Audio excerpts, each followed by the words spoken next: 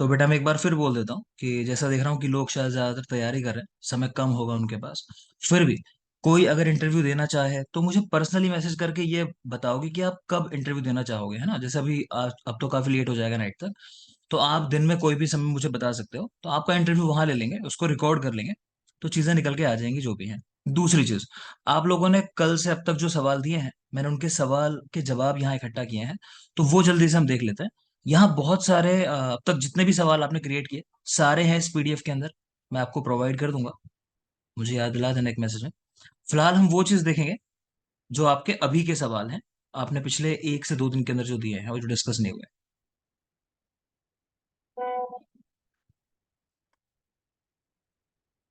और जल्दी से देखेंगे क्योंकि समय कम ही रहेगा हमारे पास डिस्कस करने के लिए।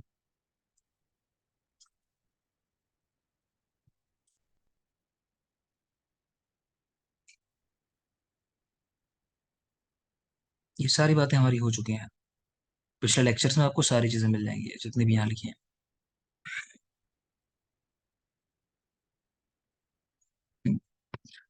तो ये था आपका पहला सवाल। मैं सवाल भी पढ़ देता हूँ, आप लोगों ने जो दिए मैंने लिख रखे हैं सारे, ठीक है, और उनके क्या क्या जवाब होंगे संभवतः, उनकी बात कर लेते हैं। जल्दी से देखोगे तो स्टार्ट करते हैं। तो बेटा पहला सवाल, पहला जो आपका सवाल था वो था कांकायन गुटिका क्या होती है, मतलब उसके कंटेंट क्या है, कहाँ यूज होता है, शायद ये सवाल था। तो कांकायन गुटिका देख लो, तो अर्श में यूज करते हैं। इसके अलावा जो भी आप कह रहे हो उदर से संबंधित विकार हैं, अब चाहे उसमें अर्श हो जाए चाहे उदर रोग हो जाए, सब जगह यूज कर सकते हो। कंटेंट साइज के पूछे थे, तो शटी है इसमें, पुष्कर मूल, दंती, तो मेनली देख सकते हो विरेचक कंटेंट है, मतलब शायद यही एग्जामिनर जानना चाह रहा होगा। तो विरेचक कंटेंट इसके अंदर है, दंती है। फिर चित्रक है, आप जानते हो दोनों काम करता है ये, दीपन वाचन करता है ना।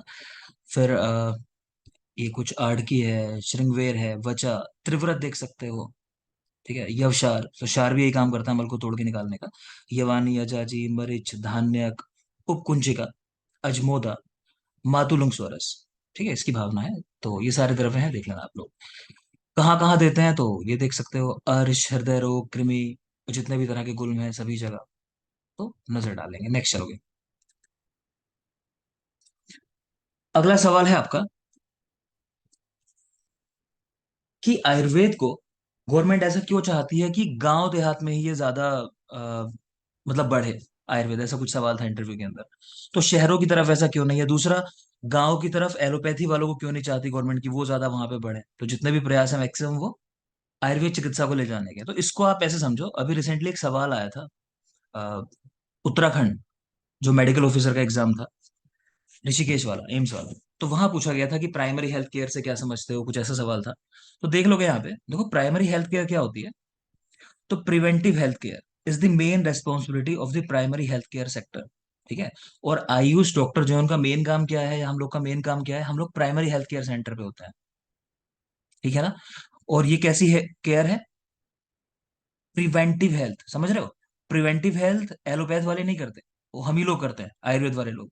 तो मेरी बात को समझना। इसीलिए हम लोग वहां क्योंकि पोस्टेड हैं प्राइमरी हेल्थ केयर सेंटर पे, होते वो भी हैं, लेकिन वो प्रिवेंटिव हेल्थ नहीं दे सकते, वो हम दे सकते हैं। दूसरा, बहुत सारी चीजें हो सकती हैं कि भाई गांव के लोग पहले से ही जुड़े हुए हैं सिस्टम के साथ, तो उनको जोड़ना कंपैरेटिवली ज्यादा आसान है ना। नेक्स्ट है कि उनका लाइफ स्टाइल काफी हद तक वही है अभी, जो हम चाहते हैं कि हो, ठीक है। उनको समझाना ये दिनचर्या ऋतुचर्या कंपैरेटिवली आसान है, वो ऋतुओं को समझते हैं, वो फसलों के बारे में जानते हैं, ठीक है। तो इसीलिए वहाँ कोशिश होती है कि आयुर्वेदिक डॉक्टर वहां पहुंचे। बाकी सेकेंडरी हेल्थ केयर किसके साथ जुड़ी हुई है, ये भी देख सकते हो। Provides patients with the curative health care facilities, है ना, जहाँ ठीक करना है, और लास्ट में टर्शरी केयर चाहिए होती है जहाँ एडवांस डिजीज होती है उन पेशेंट्स को। तो ये जवाब है इस बात का। नेक्स्ट है कि मोटे अनाज में क्या क्या चीजें आती हैं, मैंने पहले भी आपको उसका पीडीएफ प्रोवाइड किया है, जल्दी से नाम देख लोगे। तो ज्वार, बाजरा, रागी, सावा, कांगनी, चीना, कोदो, कुटकी, कुट्टू, तो ये 8 मेनली फसलें जो इसके अंदर शामिल हैं। इनके बारे में बेसिक चीजों की बात कर ली थी हमने कि इनमें पानी की कम जरूरत पड़ती है ना, इरिगेशन की कम जरूरत पड़ती है, खाद की कम जरूरत पड़ती है, इनकी इम्यूनिटी ज्यादा होती है, इनको जल्दी से इन्फेक्शन नहीं लगते जो भी फसलों से संबंधित होते हैं। इसके अलावा इसको बनाने की विधि पूछी गई थी, तो उसका तरीका है, इनको पानी में पहले भिगोया जाता है कम से कम 6 घंटे से 8 घंटे के लिए, है ना, सोक करके रखा जाता है। उससे क्या होता है, इनमें एक फाइटिक एसिड मिलता है, वो ब्रेक डाउन हो जाता है, जिसकी वजह से एब्जॉर्प्शन जो है सभी चीजों का, कैल्शियम, आयरन इत्यादि, वो इजी बन जाता है। नेक्स्ट चलेंगे। अगला सवाल है कि आप कैसे एक रोगी को कहोगे कि ये प्रमेह का रोगी है, आप आयुर्वेद के व्यक्ति हो तो, और आपका प्रमेह का व्यवस्था पत्रक कैसा होगा? तो व्यवस्था पत्रक में मेन तो आप बता दोगे निदान परिवर्जन करने के लिए। तो निदान आप सबको याद होगा, आस्य सुखम स्वप्न सुखम दधिने ग्राम में अनुपोदक रस पयासी, वो सब श्लोक जो है वो पूरा श्लोक बोल दोगे कि इन सबको वर्जित कर देना है। ठीक है। इसके अलावा चिकित्सा में आप कोई रस औषधि दे दोगे, जैसे बसंत कुसुमाकर रस है। ठीक है। और जनरली प्रमेह की जो मेडिसिन होती है ना, या जो भी ऐसे डिजीज है जिनमें मोटापा होता है, उनमें भोजन के पहले ही मेडिसिन देते हैं। तो यहाँ भी भोजन के पहले, जैसे बसंत कुसुमाकर रस, अ, गुटिका में चंद्र प्रभा वटी दे सकते हो आप। क्वाथ में फलत्रिकादि क्वाथ है, त्रिफला क्वाथ है ना, सिंपल बहुत चीजें हैं देने के लिए। इसके अलावा चूर्ण में कोई दोगे तो मधुमेह हर चूर्ण है, निम्बादी चूर्ण है, और भी जो द्रव्य कफ के अगेंस्ट काम करते हैं उनका पाउडर आप दे सकते हो। आप कैसे डायग्नोसिस करोगे, उसका लाइफस्टाइल देख सकते हो। ये पूर्व रूप जो है ये आपको काफी देखने को मिल जाएंगे, काफी ज्यादा कुछ चीजें इनमें से मिलती भी हैं देखने के लिए प्रैक्टिकली हमें। जैसे हाथ पैर में दाह होना, है ना। फिर माधुर्य मासस्य, मुक्का टेस्ट मधुर रहना, मूत्र पर षटपथ पिपीलिका इनका आ जाना। तो ये सारी चीजें हैं, निद्रा तंद्रा हमेशा रहना, क्योंकि थकावट लगती है, तो बहुत सारी चीजें हैं, यहाँ से भी आप इजीली डायग्नोस कर सकते हो। हिंगवाष्टक चूर्ण पूछा था, इसके क्या क्या कंटेंट होते हैं, शायद ऐसा सवाल था। तो देख लोगे आप हिंगवाष्टक चूर्ण में। तो त्रिकटु पड़ा हुआ है, पिपली मिर्च और अजवाइन है, सेंधा नमक, सफेद और शाह दोनों जीरा पड़े हुए हैं। और मेन बात ये होती है कि हींग कितना पड़ा होता है। तो हींग पड़ा होता है 1/8 भाग। तो ये चीज आपको याद रखनी है, 8वां भाग हींग पड़ा होता है। लेते कैसे हैं? भोजन के प्रथम कवल में घृत के साथ। तो बिल्कुल याद रखेंगे। ऋतु हरित की का एक सवाल था। ऋतु हरित की, तो पहले तो कोई पूछ सकता है क्यों अलग अलग चीजों के साथ बताया गया है? तो ऋतु के अनुसार अलग अलग चीजों के साथ बताया गया है, उस ऋतु में क्या चीज हमें चाहिए, है ना। जैसे बसंत, यहाँ देख रहे हो एग्जाम्पल बता रहा हूँ मैं। तो बसंत में कफ इकट्ठा रहता है, तो उसमें मधु के साथ है, मधु तोड़ने का काम करता है कफ को। ठीक है। तो ऋतु हरित की भाव प्रकाश ने बताई है, तो आपको कोड याद होगा, पिंगु सैशु। नहीं याद है, यहाँ देख लो एक बार बेटा। नेक्स्ट चलता है। तंत्र दोष कुछ पूछे गए थे शायद, अब जो पूछा गया था एग्जैक्ट मुझे ध्यान नहीं है। तंत्र दोष का मतलब है तंत्र में क्या दोष है आपके। तो विश्वनाथ ने साहित्य दर्पण में 5 बताए हैं, आप देख सकते हो, पद्य, पद्यांश, वाक्य, अर्थ और रस दोष। और अगर बात करें तो तंत्र युक्तिकार ने 14 बताए हैं। तो कह रहे हैं कि ये बेस्ट आंसर है। आपको बेस्ट यही बोलना है, कभी पूछा जाए तो तंत्र दोष कितने होते हैं, 14 होते हैं। पढ़ लेना, नाम से समझ में आ जाएंगे। अरुण दत्त ने 15 बताए हैं, 14 प्लस भिन्न कराओ, इतना डिटेल में जाएगा नहीं वो। पुनर्नवादी मंडू, इसके क्या घटक द्रव्य हैं? ठीक है। तो पहली बात तो कहाँ यूज करोगे इसको, तो जाहिर सी बात है, मंडूर है तो एनीमिया जैसी कंडीशन जो है हमारी, यानी पांडु जैसी कंडीशन, वहां यूज करोगे। कंटेंट्स में जल्द देख लोगे, पुनर्नवा है, त्रिव्रत है। देखो यहाँ भी पित्त को निकालने वाले द्रव्य मिलेंगे आपको, त्रिव्रत जैसे यहाँ पड़ा हुआ है। ठीक है। बाकी शुंठी, मरीच, पिपली, त्रिकटु हो गया। विडंग हुआ, क्योंकि कृमि की वजह से भी ऐसा होता है ना, कि पांडु कृमि की वजह से, तो उसके लिए देखो विडंग भी पड़ा है। दारू, हृदय, चित्र, गोष्ठ, ऐसे द्रव्य हैं जो भोजन को डाइजेस्ट करने का काम करते हैं। और लास्ट में फिर वही हरित की, विविध की, आम्ल की, जैसा हमने कहा कि विरेचन तो कराना ही कराना अच्छे से। तो देख लेंगे इसको भी। एक सवाल था अभी रिसेंटली, हमारे जो प्राइम मिनिस्टर हैं श्री नरेंद्र मोदी जी, उनको कौन सा, किस देश का सर्वश्रेष्ठ पुरस्कार जो है वहां का वो मिला है? ऑर्डर ऑफ नाइल, ये मिला है उनको, मिस्र में, इजिप्ट जिसको जानते हैं। तो ये ध्यान रख लो यार, ऑर्डर ऑफ नाइल। सूत शेखर रस, क्या क्या कंटेंट है, कहाँ यूज करते हैं? तो यहाँ तो कुछ समझ में नहीं आएगा, यहाँ देखो आप, इजी लिखा है। तो पारद है, गंधक है, दालचीनी, छोटी इलायची, तेज पत्र, नाग केसर, चतुर्जात है कहने का मतलब। शंख भस्म है। ठीक है। स्वर्ण माक्षिक भस्म है, रौप्य भस्म, ताम्र भस्म, धतूरा, सुहागा, सुहागा है, और काली मिर्च है, सौंठ है, छोटी पिपली, भृंगराज, ये सब चीजें। अच्छा, एक सवाल ऐसा भी था कि कैंसर के पेशेंट्स में आप क्या आयुर्वेद के द्रव्य हैं जो इस्तेमाल कर सकते हो? तो कैंसर में आपका अगर आपने प्रवीण चौधरी को पढ़ा है तो वहां आपको मिल जाएंगे तिलपर्णी, वन पलांडु, दारुचिता। बाकी अगर बात करें, कहीं ना कहीं इम्यूनिटी लेवल की बात होती है, तो उसमें आप गुडुचि भी इस्तेमाल कर सकते हो, हमारे मेध्य द्रव्य जो है वो यूज कर सकते हो, शंख पुष्पी है, ब्राह्मी है, इस तरह के द्रव्य है, बचा।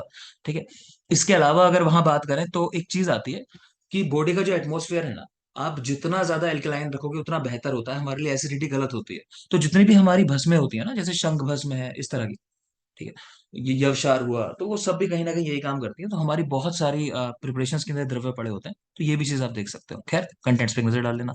एक सवाल था कि G7 और G20 में क्या अंतर है? तो देख लो गया कि G7 जो है 7 देशों का ग्रुप है। ठीक है। ये पॉलिटिक्स के साथ मेनली जुड़ा हुआ है, एक बात तो ये है, जबकि G20 जो है ये मेनली फाइनेंशियल मैटर्स के साथ जुड़ा हुआ है। देख लेंगे एक बार। कह रहे हैं after the first oil shock of the 1970, ठीक है, economics across the world were suffering and global leaders wanted to do something about it, so a group of government officials decided to meet and figure these things out.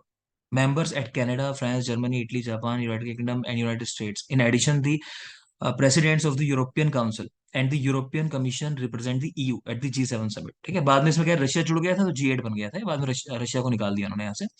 और G20 की बात करें, it is all about money. It is an informal group of 19 countries and the European union with representative of the international monetary fund. कोई पूछ ले इन दोनों में से कौन मेन है, जाहिर सी बात है ये G20 मेन है, इसमें ज्यादा देश है, इसमें इंडिया भी है, तो आपको याद रखने की जरूरत है। गर्भिणी मासानुमासिक परिचर्या मैं याद नहीं कराऊंगा, देख लो स्क्रीन पर, एक बार मैंने शेयर कर दिया है, ये कल परसों भी हम लोगों ने पढ़ा है बैच के अंदर।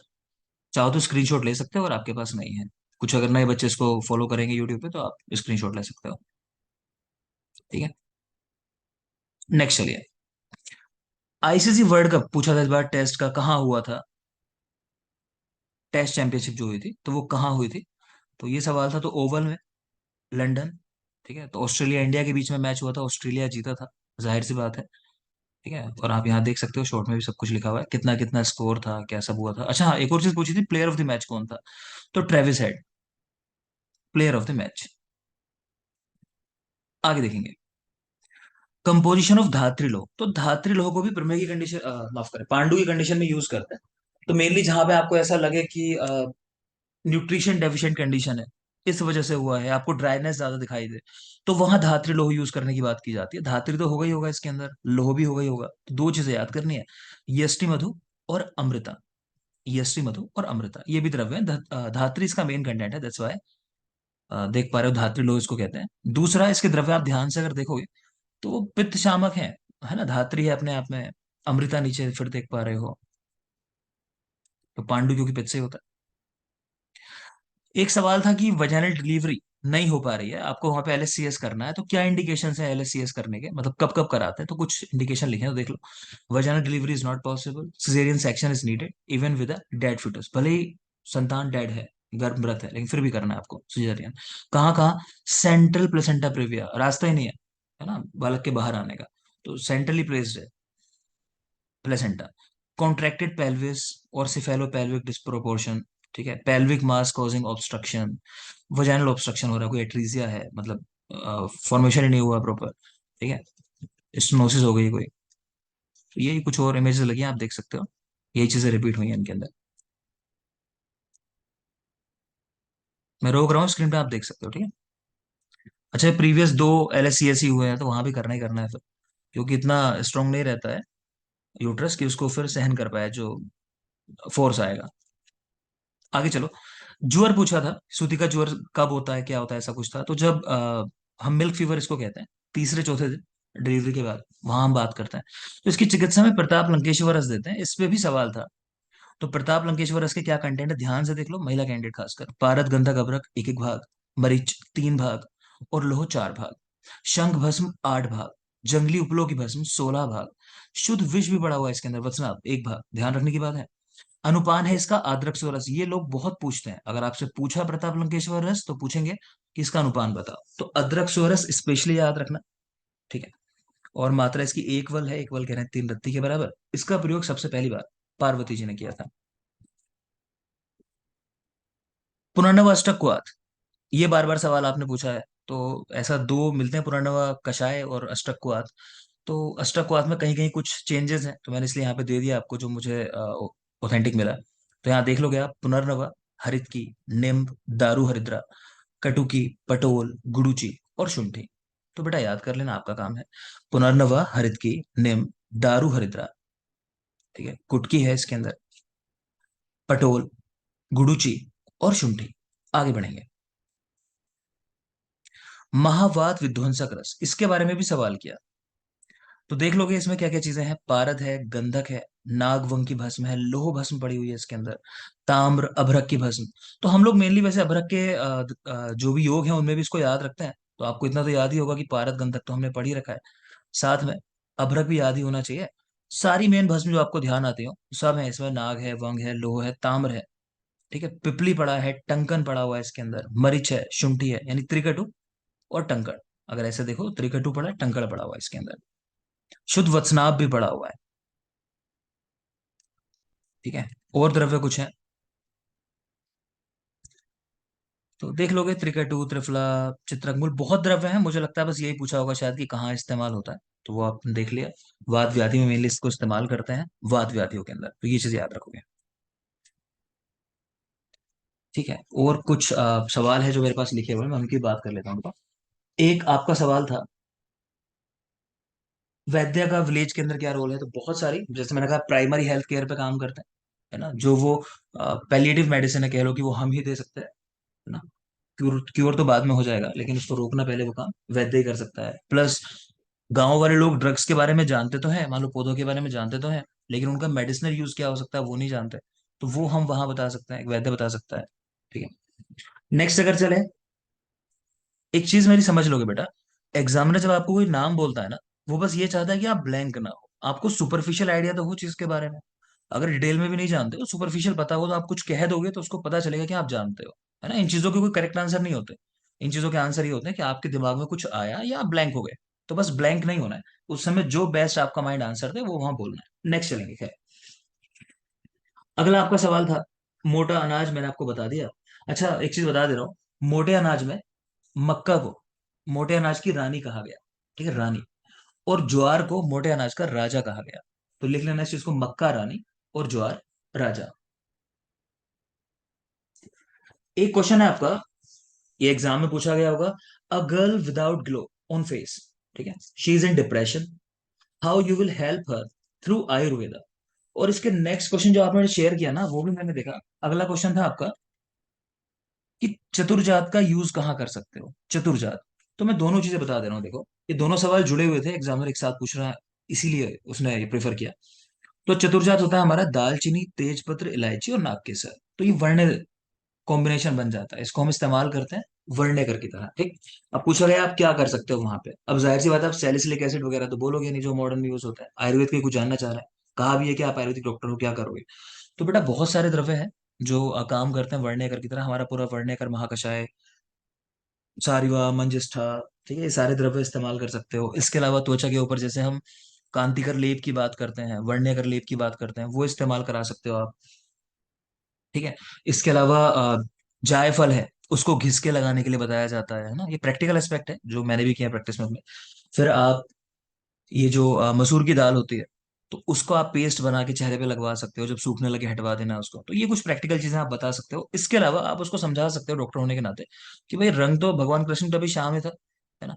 और हम लोग देखते हैं कि श्याम रंग जो है उसमें चारों पांचों बल्कि महाभूत जो है उनका कॉम्बिनेशन है। तो बता सकते हो आप कि भाई तुम तो पांचों महाभूतों का जो बेस्ट भौतिक संगठन हो सकता है उससे बने हो, है ना, तो श्रेष्ठ हो तुम देखा जाए तो परेशान होने की जरूरत नहीं है। खैर, अपने हिसाब से जवाब पर देता हूँ। डिप्रेशन को, हाँ, ये डिप्रेशन। इसमें जो डिप्रेशन दिया है उन्होंने साथ में, तो ये कलर के। हाँ, डिप्रेशन एक कंडीशन दी है ना, तो व्यक्ति डिप्रेशन में है तो डिप्रेशन उसका दूर, पहले तो यही है आप थोड़ा चिकित्सा से फायदा कर दो तो कुछ ना कुछ लाभ होगा ही होगा, उम्मीद करते हैं, है ना। और दूसरा ये है कि उसके बाद भी आप उसको समझा सकते हो, है ना। जैसे आप भगवान कृष्ण का उदाहरण तो हम दे सकते हैं ना, हमने पढ़ा है रंगों में श्याम रंग। तो इस तरह की आप क्या कर सकते हो डिप्रेस पेशेंट के लिए, आप यही कर सकते हो, उसको अच्छी बातें बता सकते हो, आप सही तरीका बता सकते हो, और ये बता सकते हो कि गोरे काले होना कोई इसमें कोई बुराई तो है नहीं, वो तो नेचुरल फिनोमेना है। जैसे अगर वेस्ट इंडीज के लोग देखो, अब मैं थोड़ा एक्सप्लेन ही कर दे रहा हूँ, जैसे आप वेस्ट इंडीज, नाइजीरिया, इन जगहों के लोग देखोगे, उनका कलर नेचुरली ब्लैक होता है। वो क्यों होता है, प्रकृति ने दिया उनको, ज्यादा मेलानिन बनता है उनकी बॉडी के अंदर, अदरवाइज उनको कैंसर हो जाएगा, बहुत सारी और समस्याएं हो सकती हैं अगर ऐसा ना हो तो। ठीक है ना, तो ये प्रकृति की दी हुई चीज है हमारे लिए। और जैसे जैसे टेम्परेचर इंक्रीज कर रहा है पूरी दुनिया के अंदर, तो कहीं ना कहीं देखा जाए तो वो लोग कंपैरेटिवली ज्यादा अच्छे से इन कंडीशंस को झेल लेंगे, है ना, उन लोगों के मुकाबले जो वाइट स्किन पीपल हैं। ठीक है, जल्दी से विनीत बोलो, कुछ कहना है इसमें भी। जी नहीं, यही पूछना चाह रहा था कि डिप्रेशन जो है वो कलर के कारण लेके आई है या और किसी कारण से डिप्रेशन है उसको। हाँ नहीं, देखो, होता ये है, अक्सर इन चीजों को लोग ऐसे जोड़ते हैं कि कलर की वजह से मान लो शादी नहीं हो रही, जैसे सूत्र है, तो उसमें भी लोग आपको यहीं ले जाना चाहते हैं, वो सीधे खुल के बात नहीं कहेंगे, लेकिन ये बात आपको कहनी है अपनी साइड से, है ना, कि वो मे बी इसलिए डिप्रेस हो कि शादी ना हो रही हो। तो फिर उसको फिर उस तरीके से गाइड करना है कि भाई आप भी देखो ना, सामने वाले में हर एक में कोई ना कोई कमी, कोई ना कोई अच्छाई होती है, तो आप भी सामने वाले को, आप भी कहीं कॉम्प्रोमाइज करो, हो सकता है वो पर्सन सामने कहीं कॉम्प्रोमाइज ना कर रहा हो, उसको बताओ कि आप भी सिर्फ ऐसा नहीं कि आप भी बेस्ट ही ढूंढो दुनिया के अंदर उस तरीके से जो आप सोचते हो, इमेज आपके माइंड में है। तो आप भी देखो, कोई और ऐसा होगा जो किसी और कारण की वजह से दुखी होगा, है ना, लेकिन बाकी अच्छाइयाँ होंगी उसके अंदर। तो हो सकता है कि ऐसा व्यक्ति आपको मिल जाए। ठीक है। तो बाकी तो ठीक है, अपने तरीके से गाइड करना है तो आपको हो गया। मैंने कहा बेटा इन चीजों के कोई करेक्ट आंसर नहीं होते, हो सकता है मेरे से बेहतर जवाब किसी के माइंड में आ रहा हो तो वो कह सकता है। चलो आगे चलते हैं, टाइम भी कम है। नेक्स्ट देखोगे, अगला क्वेश्चन था आपका, why you prefer AMO over MOCH. ठीक है, तो देखो सीधी सी बात है, ज्यादातर लोग ऐसे ये चाहते हैं कि एमओसीएच वाले एमओसीएच में जाएं, और मैं भी ये चाहूंगा कि एमओसीएच वाले वही लें, क्योंकि इससे क्या बहुत सारे नए लोगों को मौका मिल जाएगा। लेकिन फिर भी अब क्योंकि जवाब देना एग्जाम रूम में, तो क्या बताना है आपको। देखो पहली चीज है बेटा, एमओसीएच के अंदर वहां प्रमोशन नहीं है, आप वहीं रहोगे, आपकी सैलरी तो इंक्रीज होगी लेकिन कोई पद नहीं मिलता उसके साथ। दूसरा, आप दूसरे अथॉरिटीज के अंडर काम करते हो, और सबसे बेस्ट जो आपका आंसर है मेरे ख्याल से वो ये है कि जब आप एमओसीएच की तरह काम करते हो ना, तो ज्यादातर टाइम आप प्रोग्राम्स में ही रह जाते हो। ठीक है, तो आपकी रोज प्रोग्राम्स में ड्यूटी होती है। ठीक है, जितने भी प्रोग्राम है उनमें ड्यूटी लगती रहेगी आपकी। तो पेशेंट देखने का मेन काम तो आप कर ही नहीं पाओगे। अगर आपकी रुचि पेशेंट देखने में है तो आप कह सकते हो एग्जामिनर को कि मुझे पेशेंट देखना है, और एमओसीएच बन के मैं पेशेंट नहीं देख पाऊंगा मेनली, देखूंगा तो लेकिन कंपैरेटिवली बहुत कम। ठीक है, और बाकी हाँ, हर कोई चाहता है मेरा करियर अच्छा हो, तो ज्यादा करियर की संभावनाएं एएमओ के अंदर है, इसलिए मैं यहाँ आना चाहता हूँ। और सबसे मेन बात ये भी है कि एएमओ जब आप बनते हो ना, तो आप इंडिपेंडेंट होते हो, आपके अंडर में एक पूरा सेंटर होता है। जबकि आप अगर एमओसीएच होते हो तो आप किसी के अंडर में काम कर रहे होते हो। तो ये कुछ बेसिक बातें हो सकती हैं। नेक्स्ट था एक ये जबुलेज मेथड, लोड्स प्रोसीजर, ये किससे संबंधित है, तो हाइड्रोसील के साथ संबंधित है ये। ठीक है, हाइड्रोसील। तो इसमें क्या करते हैं बेसिक बता दे रहा हूँ, मेरा भी फील्ड नहीं है। तो स्मॉल कट बनाया जाता है स्क्रोटम के अंदर, जो भी फ्लूइड है उसको रिमूव कर देते हैं।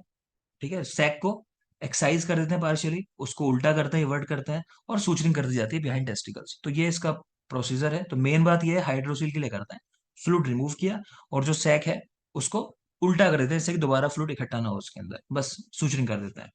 ठीक। नेक्स्ट एक सवाल था आपके लिए, ब्रोंकोडायलिटिक ड्रग्स क्या होते हैं। तो जैसे अस्थमा के पेशेंट्स होते हैं, एक्यूट अटैक आता है ना, कई बार ऐसी कंडीशन में, कई बार इसमें शॉर्ट एक्टिंग ब्रोंकोडायलिटिस दिए जाते हैं, अदरवाइज लॉन्ग एक्टिंग दिए जाते हैं। उन्हीं पेशेंट्स के अंदर ब्रोंकियल अस्थमा के पेशेंट्स होते हैं जनरली। तो बेटा बीटा टू एगोनिस्ट, मैं स्क्रीन पे भी लिख दे रहा हूँ, अगर कहीं कहीं जरूरत पड़ेगी तो मैं लिख दे रहा हूँ, आप देख के लिख भी सकते हो। बीटा टू एगोनिस्ट होते हैं, इनको सिंपैथोमाइमेटिक्स बोलते हैं। ठीक है, सिंपैथोमाइमेटिक्स का मतलब वो जो नकल करे सिंपैथेटिक सिस्टम की, सिंपैथेटिक सिस्टम। और आप जानते हो हमारी बॉडी का इमरजेंसी सिस्टम कौन सा होता है, सिंपैथेटिक। ठीक है, तो सिंपैथोमाइमेटिक या बीटा टू एगोनिस्ट, उदाहरण लिखना चाहो तो बोल दे रहा हूं मैं, सोलब्यूटामोल, सबने नाम सुना होगा। ठीक। एक होती है anti cholinergic drugs, anti cholinergics, तो इसमें इप्राट्रोपियम ब्रोमाइड। और एक कैटेगरी होती है थियोफाइलिन्स, तो आप जो इटियोफाइलिन डायरिफाइलिन ये देते हो, तो थियोफाइलिन्स। जैंथीन ट्राइबिटीज होते हैं, जानना चाहो तो लिख सकते हो, जैंथीन ट्राइबिटीज है। नेक्स्ट पॉइंट पे आ जाते सर हैं। इसका answer Ayurveda point of view से नहीं दे सकते? नहीं, ये सवाल उन्होंने यही पूछा था ना, ब्रोंको डायरेक्टर से पूछा था। ब्रोंको, हाँ, मॉडर्न का सवाल था। मतलब मॉडर्न ही जानना चाह रहे हैं वो। हाँ हाँ हाँ, वो ये जानना चाह रहा हूँ। देखो एग्जामिनर है, हम ये नहीं कह सकते हम आयुर्वेद के जवाब देंगे, बोलना है। आपने अगर शुरू में गाइड कर दिया उसको, अब जैसे आपसे ही विनीत बात हुई थी, आपने शुरू में मुझे उस दिन घुमा दिया था आयुर्वेद की तरफ। आपने शुरू में ही अपनी सारी मॉडर्न जी की गलतियां माफ कर दी, जब आपने ये कहा ना कि मैं आयुर्वेद में ही प्रैक्टिस करता हूँ, मैंने आयुर्वेद ही पढ़ा है, आयुर्वेद ही सीखा है। तो वहीं से फिर आपकी सारी गलतियां एलोपैथ की जो है ना, मॉडर्न की जो है, माफ हो जाती है। बात समझ रहे हो, तो वो तो आपके ऊपर, आप इंटरव्यू कहाँ ले जाते हो। ठीक। जी। चलो आगे देखते हैं। नेक्स्ट एक क्वेश्चन था, श्वेत प्रदर की चिकित्सा, बेटा काफी कुछ पढ़ाया है तो उसमें आप बोल देना, पुष्यनुक चूर्ण है ना, सिट्स बात है, आंवला की चूर्ण का इस्तेमाल है, इसके अलावा तक्र का जैसे प्रयोग बताया गया जगह जगह। आप इसके अलावा तंडुलोदक है, तंडुलियक है, ये कुछ द्रव्य है, मैं आपको नाम जो बोल रहा हूँ, प्रदरांतक रस है। तो अपनी सूझबूझ के हिसाब से आपको आंसर दे देना है, बोल परपटी है तो बोल देना नाम। फिर आपका है एक श्लोक और उसका मीनिंग, तो वो आपको कोई भी अपने, मैंने कहा है पहले भी कि कम से कम 10 श्लोक, 5 चिकित्सा के 5 नॉर्मल याद कर लो, उनके मतलब पता ही होने चाहिए, अंडरस्टूड सी बात है। फिर था आपका रक्तगत वात और वातरक्त, तो वातरक्त गाउटी आर्थराइटिस, और रक्तगत वात बोलो हाइपरटेंशन। हाइपरटेंशन। ठीक है, उसके साथ रिलेट करता है। ठीक है, एक क्वेश्चन था आपका, why pregnant women were asked not to cross river in old age. तो एक सवाल हमने पहले भी ऐसे डिस्कस किया था कि पपीता जो है, पपाया, वो खाने को मना करते हैं, बोलो चलो, वो तो आपको बता चुका हूं। क्यों मना करते हैं प्रेगनेंसी में खाने को, सर अच्छा पपीता मना करते हैं क्योंकि वो क्योंकि, क्यों मना करते हैं, यूट्रस को कॉन्ट्रैक्शन करता अच्छी बात है ना, तो यूट्रस उस, यूट्रस को ठीक है बेटा, कॉन्ट्रैक्ट करता है। हाँ बेटा ठीक है, तो उसमें एक लेटेक्स ऐसा मिलता है जो यूट्राइन कॉन्ट्रैक्टर होता है, तो जाहिर सी बात है कॉन्ट्रैक्ट नहीं करना चाहिए यूट्रस टाइम से पहले, अगर ऐसा होता है तो पर मिसकैरेज हो जाएगा वहाँ। खैर, तो ये सवाल था कि प्रेग्नेंट लेडी को क्यों मना करते हैं रिवर क्रॉस करने के लिए। और एक सवाल और था इसके साथ, एक मिनट। हाँ, ये why entry of family members is restricted in प्रसूति गृह, ये सवाल थे। ठीक है, फिर ये था इसके बाद एग्जामिनर जो पूछा था कि ये दोनों बातें आप सही समझते हो या गलत समझते हो। ठीक है, अगर आपकी नजरों में ये सिर्फ मिथ्स हैं, गलत बातें हैं, तो आप पेशेंट को क्या कह के बताओगे कि हाँ ये चीजें ऐसे थी और अभी इसका ये मतलब समझना चाहिए। तो खैर मेरी समझ में जो आया वो ये समझ में आया कि देखो, प्रेग्नेंट लेडी को बॉर्डर क्रॉस करने को बोला जाता है, मतलब मना किया जाता है, तो वो इसलिए मना किया जाता होगा, एक तो देखो पानी का पता नहीं है ना, पानी के अंदर क्या हो, सपोज करो कोई इमरजेंसी है, ठीक है, तो लेडी को समस्या आएगी, जाहिर सी बात है वो एक हेल्दी व्यक्ति की तरह तो स्विम नहीं कर सकती उस उतनी कैपेबिलिटी के साथ। और दूसरी बड़ी बात है, वो जो इमरजेंसी क्रिएट होगी उस समय, है ना, जब बॉडी को ज्यादा ऑक्सीजन चाहिए, ठीक है, होगा क्या, अब बॉडी इमरजेंसी के अंदर है, ज्यादा ऑक्सीजन चाहती है, वहां ऑलरेडी ऑक्सीजन डिमांड बढ़ी हुई है क्योंकि प्रेगनेंसी है। ठीक है, फिर जब स्विम करना शुरू करते हैं ना, तो हमारी जो मसल्स होती हैं, हमारा मैक्सिमम ऑक्सीजन का कंजम्पशन जो है मसल्स की तरफ चला जाता है। ठीक है, क्योंकि स्विम करने में मसल्स को काम करना है। आप पहले से ही इमरजेंसी कंडीशन में हो, डरे हुए हो, ठीक है, फिर ऊपर से आप स्विम भी कर रहे हो अभी, तो आप मतलब उधर में जो गर्भ में बालक है, तो उसके लिए कंडीशन बहुत ज्यादा वर्स हो जाती है। ठीक है, तो वो एक इमरजेंसी वहां क्रिएट हो सकती है। बाकी जो मैंने कहा कि ये इशू है ही कि पानी के अंदर पता नहीं क्या हो, है ना, आजकल तो चलो स्विमिंग पूल है तो सेफ्टी होती है। पहले के जमाने में पानी का मतलब ये होता है कि वो जगह जिसके बारे में आप जानते नहीं, उसमें दलदल भी हो सकती है, उसमें सांप भी हो सकते हैं, उसमें मगरमच्छ भी हो सकते हैं। तो एक तो ये बात हो सकती है, ठीक। दूसरा है कि फैमिली मेंबर्स को प्रसूति गृह में क्यों भेजने से मना करते हैं। बेटा पहले ही नहीं, आज भी आप देखोगे, खासकर अगर अंडरवेट बच्चा होता है या शुरुआत का जो टाइम होता है, तो कायदे में बच्चे को अवॉइड करते हैं कि नए लोगों से बच्चा जो है कांटेक्ट में ना आए। ठीक है, कारण क्या है कि जो नए लोग हैं या जो बाहर के लोग हैं, सपोज करो कोई इन्फेक्शन लेके आ रहे हैं, बच्चे को भी बीसीजी वैक्सीनेशन दिया गया है, और बीसीजी वैक्सीनेशन देने के बाद लगभग 4 से 8 हफ्ते के अंदर बॉडी जो है काम करना शुरू करती है। ठीक है, हमारा इम्यून सिस्टम जो है उसके अगेंस्ट काम जो शुरू करता है, वो 4 से 8 हफ्ते का time person to person vary करता है, वो लगता है। इसके अलावा और बहुत सारे इन्फेक्शन होते हैं, आप हॉस्पिटल में ही देखते हो, हॉस्पिटल एक्वायर्ड निमोनिया कितनी कॉमन कंडीशन है ना, वो कितनी वर्स कंडीशन है। तो इस तरह की चीजें ना हो जाए, तो आयुर्वेद में भी इस तरह का कॉन्सेप्ट आया है कि बच्चे को 1 महीने तक तो बिल्कुल बाहर ही नहीं लेके जाना, सूरज चांद भी कब दिखाने हैं, 1 महीने पे। और बिल्कुल बाहर लेके जाने वाला संस्कार कब करने को कहा गया है, चौथे महीने चार में। महीने चार चौथा माह महीना। 4 माह, है ना। तो चार ये माह। हाँ बेटा, तो ये पॉसिबल आंसर हो सकते हैं, तो आप बता सकते हो। अभी बाहर से कोई आ रहा है, मान लो कोविड का पेशेंट भी आ रहा है, वो कोरोना लेके चला आया, बच्चे को दे दिया आगे। ठीक है, तो ये चीज हो सकती है, बाकी आपके माइंड में जो है आप बता सकते हो मुझे। नेक्स्ट है ड्यूटीज ऑफ एमओ। एमओ यानी एएमओ, तो हम सारी बातें कर चुके हैं, एमओ क्या क्या करेगा, यहाँ बात नहीं करेंगे ज्यादा। फिर हो गया नॉर्मल लेबर के लिए क्या टिप्स दोगे किसी को। भाई नॉर्मल लेबर में क्या कहोगे, यही कहोगे कि भाई अपना ख्याल रखो, खुश रहो, है ना, फैमिली का सपोर्ट तुम्हें मिले, फैमिली को समझा दोगे, फैमिली तुमको सपोर्ट करे, अपना हेल्दी डाइट रखोगे, जितनी चीजें मना है आयुर्वेद में, उष्ण तीक्ष्ण द्रव्यों का प्रयोग नहीं करना है, लंबे समय भूखे नहीं रहना है ना, अच्छे से थोड़ा लाइट एक्सरसाइज भी करते रहना है, तो ये कुछ बेसिक चीजें हैं, ये बता देनी है। बहुत ज्यादा वेट नहीं बढ़ा लेना है, आजकल बिग बेबी सिंड्रोम चल रहा है, वो देखा होगा कि उसमें क्या है कि डॉक्टर इतना खिला देते हैं, इतने इंजेक्शन, इतना न्यूट्रिशन दे देते हैं कि बच्चे का साइज बड़ा हो जाता है। फिर उसके बाद अभी जो हम पढ़ रहे थे कि डिस्प्रोपोर्शन, कि इतना साइज नहीं है कि बालक का सिर जो है या बालक जो है वहां से निकल सके, तो उसके बाद फिर एलएससीएस करना पड़ता है मजबूरी में। तो ये चीजें हैं जो आप गाइड कर सकते हो। बाकी फीमेल कैंडिडेट बता सकती है ज्यादा, कमेंट में लिख देना, वीडियो डाल दूंगा मैं यूट्यूब पे, तो कुछ कोई बेहतर बताना चाहे तो वहाँ कुछ, जैसे लास्ट टाइम पुनीत ने करेक्शन किया था तो मैंने उसको ठीक कर दिया था बाद में। ठीक है, आगे देखो। नेक्स्ट है बेटा, अच्छा योनि व्यापत। योनि व्यापत पता नहीं क्या सवाल था, योनि व्यापत सिर्फ आपने लिखा, तो शायद योनि व्यापत के टाइप पूछे होंगे। अचरणा की बात पीछे हुई थी, अतिचरणा की बात हुई थी यार, अतिचरणा, तो बताया था आपको तयोर बीजम न विंदति। ठीक है, तो उसको प्रेगनेंसी नहीं रहती है, तो ये सारी कंडीशंस है जिनमें प्रेगनेंसी नहीं रहती। इसी से रिलेटेड फिर एक क्वेश्चन पूछा उन्होंने, पीसीओएस पीसीओडी। देखो सीधी सी बात है, जिसके आगे भी एस लग जाता है ना, पीसीओएस, तो समझ जाओ कि ये भयंकर चीज हो गई भाई, क्योंकि क्या हो जाता है, बोलो, सिंड्रोम। सिंड्रोम हो सिंड्रोम। जाता है, ठीक है ना, सिंड्रोम हो जाता है। ठीक है, और सिंड्रोम कहते के साथ ही चीज भयंकर हो जाती है। तो सिंड्रोम के अंदर क्या है, ये ज्यादा सीवियर कंडीशन है, पीसीओडी जो है कंपैरेटिवली इजी कंडीशन है। ये किस वजह से हुई होती है पीसीओडी की अगर हम बात करें, तो जैसे ये है कि ओवुलेशन जो होना चाहिए वो नहीं हो रहा, उसकी वजह से धीरे धीरे धीरे धीरे ओवरी के अंदर गांठें बन जा रही हैं। पीसीओएस के अंदर बहुत सारी चीजें जुड़ी होती हैं, प्लस ये कहीं ना कहीं कह लो कि हमारे एंडोक्राइन सिस्टम के साथ बहुत ज्यादा कनेक्टेड है कंडीशन। ठीक है, पीसीओएस। तो इसको ट्रीट करना लगभग, मतलब आप ये मान लो कि ठीक नहीं होती है, ये लाइफ लॉन्ग की कंडीशन है। और पीसीओडी में क्या है, हम कई बार बात कर चुके हैं कि इसके अंदर मेटफॉर्मिन है, पीसीओएस में भी चला सकते हो। तो पीसीओडी का मेन फोकस क्या होता है, वेट कम करने के ऊपर। ठीक है, इसका मेन फोकस है वेट कम कर दो व्यक्ति का। ठीक है, उसके बाद चीजें काफी हद तक कवर में हो जाती हैं, लेकिन पीसीओएस जो है वो एक मुश्किल कंडीशन है। तो बाकी देख लेना आप इसके बारे में थोड़ा। Sir female. ये हम्म। सर ये कह सकते हैं कि पीसीओएस में मतलब एंडोक्राइन सिस्टम तो हाँ एंड्रोजन ज्यादा निकलेगा और ईस्ट्रोजन की कमी हो जाती है सर। ईस्ट्रोजन भी ज्यादा निकलेगा और एंड्रोजन भी, हाँ कंपैरेटिवली एंड्रोजन ज्यादा होता है। हाँ, करेक्ट है ना, मेल हार्मोन ज्यादा है, जाहिर सी बात है, हिरसुटिज्म वगैरह हमने शायद बात की थी पीछे भी इनके बारे में। ठीक है ना, तो वो चीजें इस तरह की डेवलप हो जाती हैं। ठीक है, तो मेनली एंडोक्राइन सिस्टम के साथ जुड़ी हुई है, हम वही बात कर रहे हैं, पीसीओएस तो याद रखोगे। अच्छा, इसमें फिर शायद आपसे एक टेस्ट भी पूछा था। एक मिनट बेटा, कुछ क्वेश्चन लिखने से रह गए हैं, मैं और देख लेता हूँ। आपने ग्रुप में शेयर तो किया है अभी, मैं जल्दी से बोल देता हूँ, कुछ टाइम बचा हुआ है ना अभी।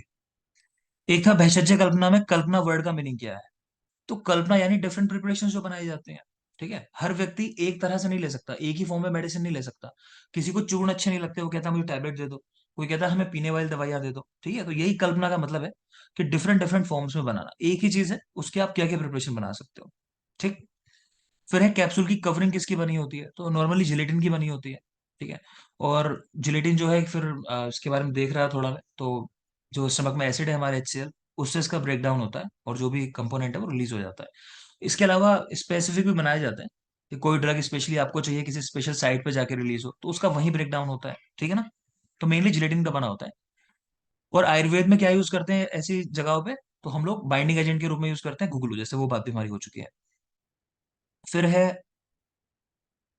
ये कुछ बेसिक चीजें हैं, वासव ले लो, वासव तो ये तो आप देख लोगे। कूपी पक्व रसायन, कूपी पक्व रसायन किस टेक्निक से बनाए जाते हैं, ये एक चीज हो सकती है। तो कैसे बनाते हैं, कूपी पक्व विधि से बनाते हैं। यंत्र जो होता है इसका, बालू का यंत्र जो होता है उसकी सहायता से बनाते हैं। ठीक है ना, तो ये देख लेना थोड़ा सा। योगेंद्रस, योगेंद्रस तो गोल्ड की प्रिपरेशन है, इसको भी शायद हमने अभ्रक वाले युगों में देखा है मेरे ख्याल से। अभ्रक है ना इसमें भी, अभ्रक है, लो है मेरे ख्याल से। देख लेना आप योगेंद्रस। बात व्याधि में यूज हाँ, करते बात बात व्याधि में यूज करते हैं, अभ्रक इसमें भी पड़ा हुआ है।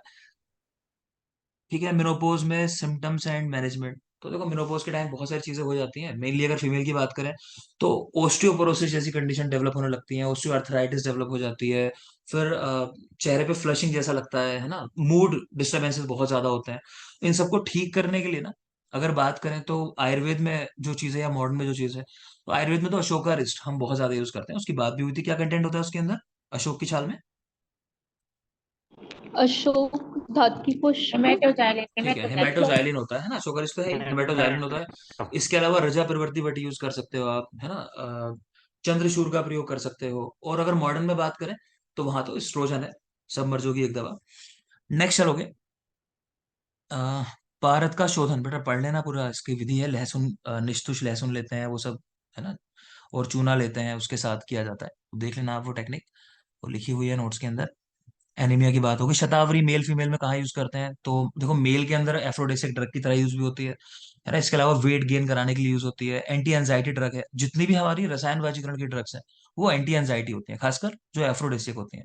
फीमेल में कहाँ यूज करते हैं, मोस्ट कॉमन जो कंडीशन है वो यूज करते हैं स्तन्य शय की कंडीशन में, है ना, स्तन्य वर्धक है शतावरी, वहां यूज करते हैं। नेक्स्ट था दीपन औषध, हिंगवाष्टक चूर्ण, बात हो गई हमारी। पीसीओडी पीसीओएस हो गया। कॉर्पस ल्यूटियम, तो कॉर्पस ल्यूटियम क्या है, तो इसका भी अपना एक अलग ही रोल है कॉर्पस ल्यूटियम का। तो ओव्यूलेशन के बाद, ठीक है, तो इसका मेन फंक्शन क्या है कि जब तक प्लेसेंटा नहीं डेवलप होता तब तक जो भी हार्मोनल पूरा कंट्रोल है वो इसी के हाथ में होता है मेनली। ठीक है, कॉर्पस ल्यूटियम, तो याद रख लोगे इसको भी। एक AMH, एंटी मुलेरियन हार्मोन होता है। तो ये मेनली इसलिए ये देखा जाता है कि प्रेग्नेंट होने की संभावना कितनी है। इसी के बाद तुरंत आपसे एक सवाल पूछा था, ओवेरियन रिजर्व।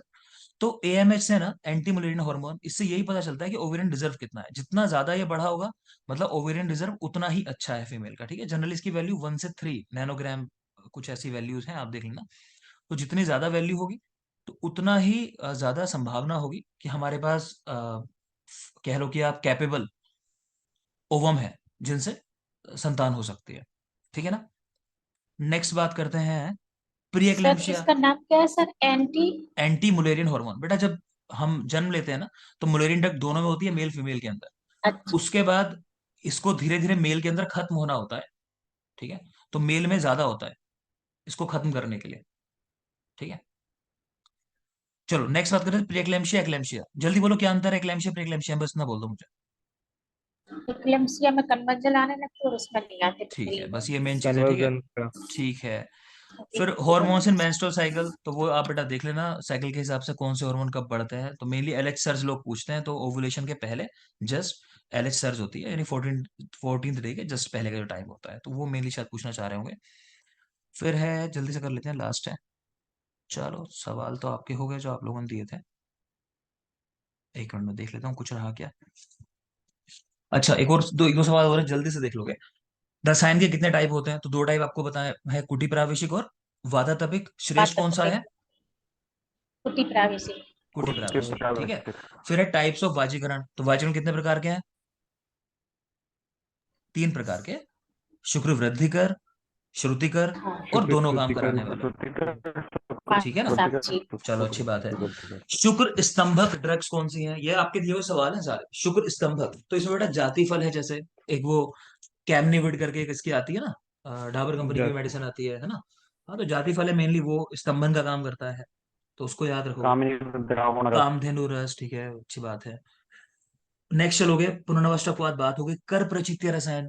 तो क्यों कहते हैं कर प्रचित्य रसायन? क्योंकि हाथों से जाके बाग में, गार्डन में आंवले इकट्ठ लेते हैं। आंवले तोड़ते।